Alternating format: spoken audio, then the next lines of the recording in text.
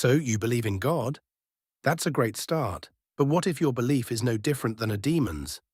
It's a chilling thought, but the Bible brings it up in James 2:19. It says, "You believe that there is one God. Good.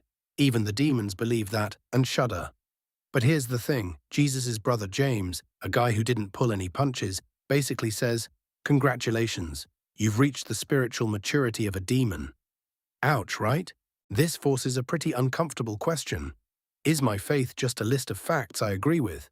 Is it possible to believe all the right things, but have a faith that James would call useless and dead? There's a massive gap between intellectual assent and biblical faith. The demons believe, but they shudder. Why? Because they know the truth, but they hate the king. They acknowledge his power, but they refuse his lordship. Their belief doesn't lead to love, it leads to terror. It doesn't lead to change, it leads to a dead end. So what's the crucial difference?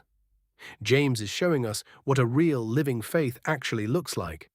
It's the evidence.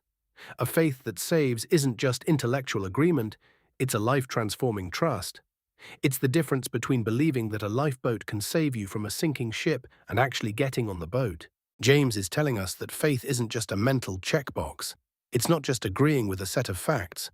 You can believe a chair exists all day long, but you don't actually trust the chair until you sit in it.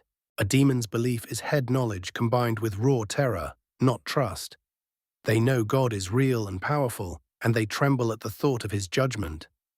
But their belief doesn't produce an ounce of love, submission, or repentance. It's a faith with no relationship at its core. So here's the test for all of us. Does your belief just lead to a fear of punishment? Or does it spark a heart that genuinely wants to love and follow God? Does it show up in tangible acts of kindness and mercy? This isn't a call to work harder to earn your way to heaven. It's an invitation to check the pulse of your faith to see if it's truly alive.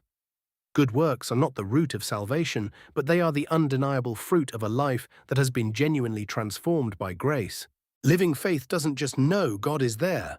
It rests in the fact that He is. It moves, it acts, it loves.